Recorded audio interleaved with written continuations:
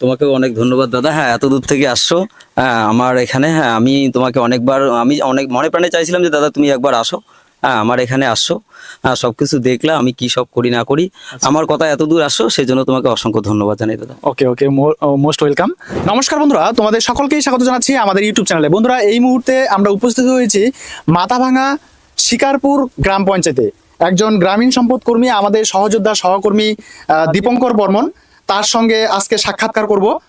তো বন্ধুরা, আমাদের সহযোদ্ধা দীপঙ্কর ভিআরপির কাছ থেকেই আমরা জানার চেষ্টা করব যে তার কাছে এখন কি কি বিজনেস আছে, যেমন নার্সারি, তারপরে মাশরুম চাষ, এছাড়াও ফুলের চারা চাষ, এছাড়াও ফল মূল সমস্ত রকম চাষবাস করে। তার কাছে এগ্রিকালচার সম্পর্কে আমরা অনেকটাই আইডিয়া পাবো আজকের এই ভিডিওর মাধ্যমে, সবটাই এক্সপ্লোর করার চেষ্টা করবো। তো অবশ্যই বন্ধুরা, ভিডিওটাকে একটু স্কিপ না করে শুরু থেকে শেষ অবধি খুব ভালো করে দেখবে। তাহলে চলো বন্ধুরা, দেরি না করে শুরু করা যাক আজকের বিষয়।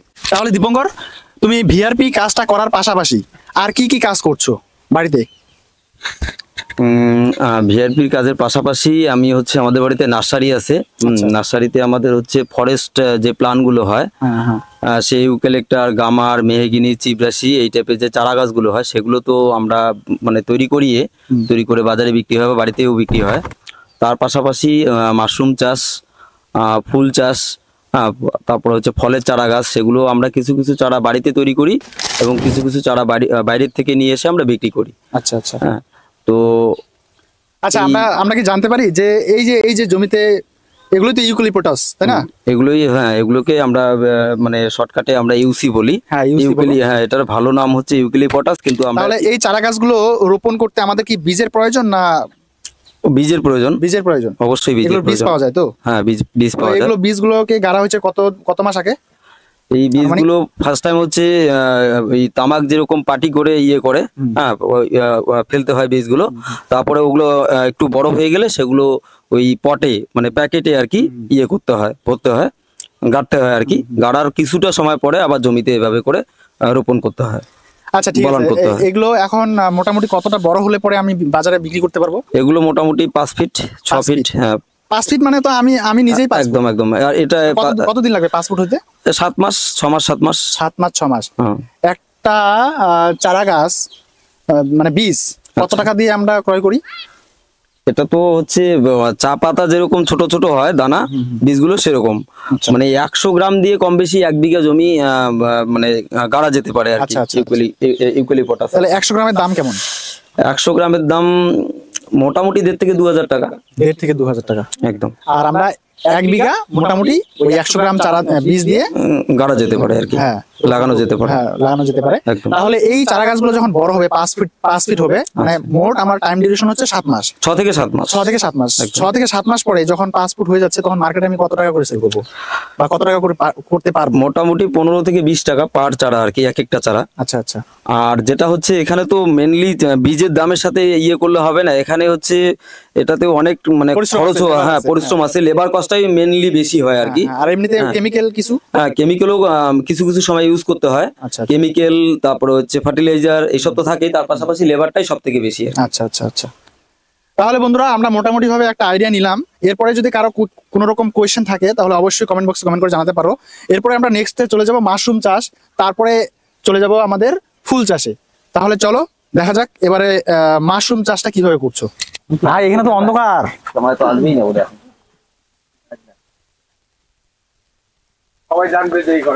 তো বন্ধুরা, তোমরা দেখতে পাচ্ছ এখানে মাশরুম চাষ হয়েছে। কত সুন্দর মাশরুম! এগুলো বাজারে বিক্রি করার জন্য একদম উপযুক্ত।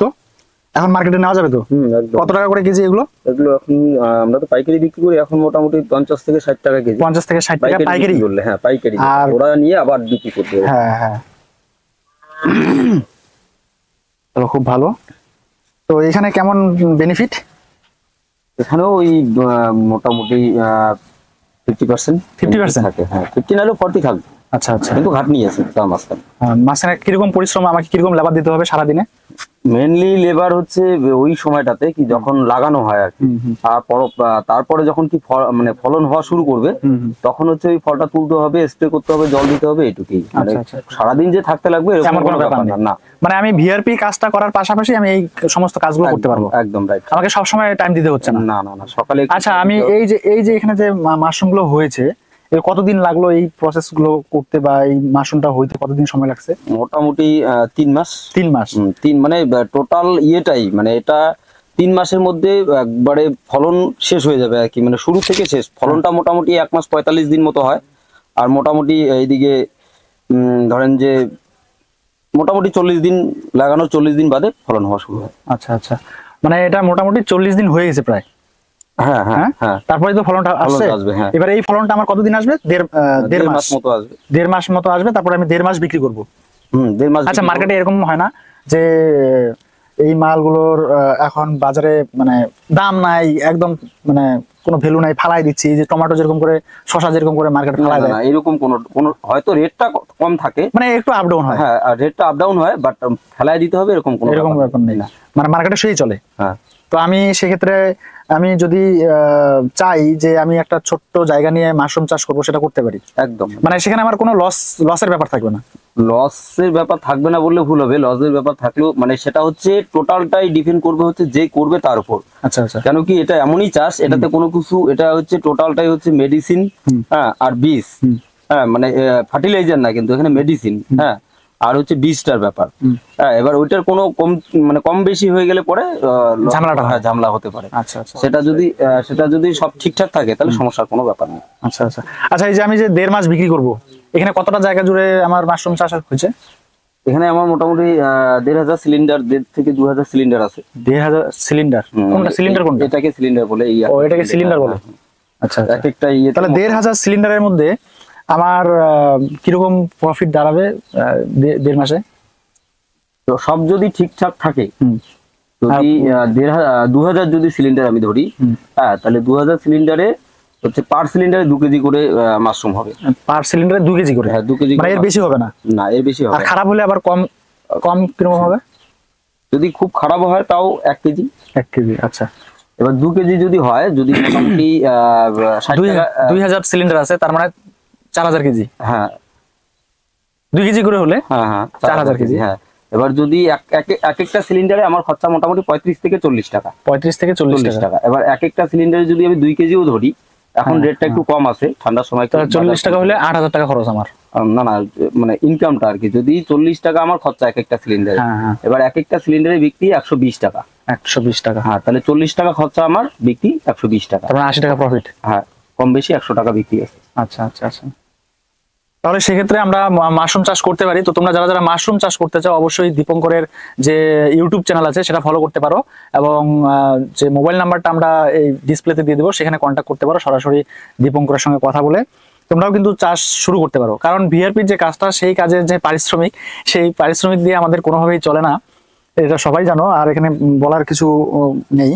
ঠিক আছে, তো তোমরা যারা যারা এই সমস্ত চাষবাসগুলো করতে চাচ্ছ, অবশ্যই দীপঙ্করের সঙ্গে যোগাযোগ করতে পারো। আর এছাড়াও যারা নতুন অন্য কোনো বিজনেস করছো, আমরা যদি এক্সপ্লোর করাতে চাও, তাহলে আমার সঙ্গে যোগাযোগ করতে পারো, তাহলে সেক্ষেত্রে আমি তোমাদের কাছেও পৌঁছে যেতে পারি এই দীপঙ্করের মতো করে।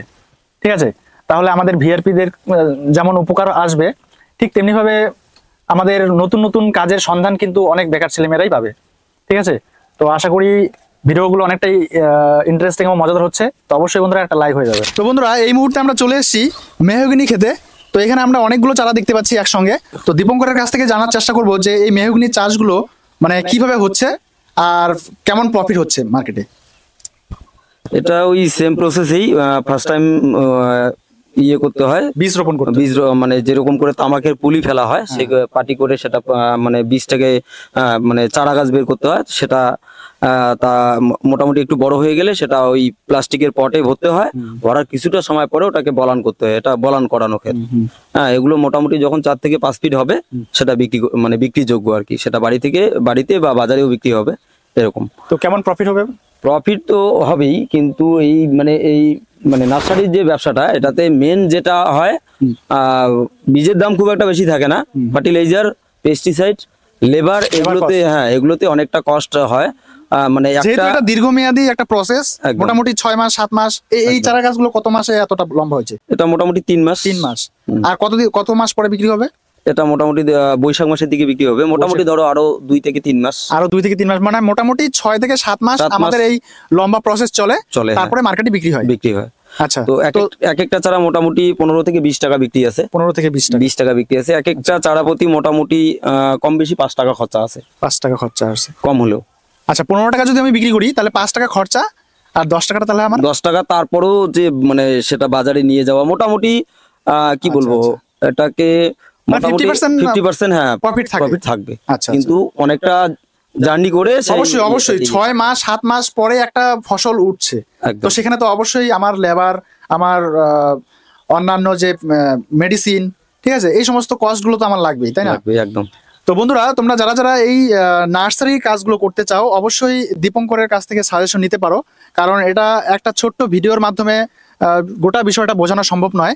আর গোটা বিষয়টা আমরা কিন্তু, ঠিক আছে, যদি পার্সোনালি তোমরা দীপঙ্করের সঙ্গে কন্ট্যাক্ট করতে চাও বা কেউ যদি নার্সারি করতে চাও, অবশ্যই ইউটিউব চ্যানেলের লিঙ্ক আমাদের ভিডিও ডেসক্রিপশন বক্সে থাকবে, সেখানে গিয়ে তোমরা ফলো করতে পারো। তো বন্ধুরা, তোমরা এখানে দেখতে পাচ্ছ একটা ব্যানার দেখতে পাচ্ছ, আমরা ফোন নাম্বার দেওয়া আছে 9775630055, মা নার্সারি, প্রো বিশ্বজিৎ বর্মন।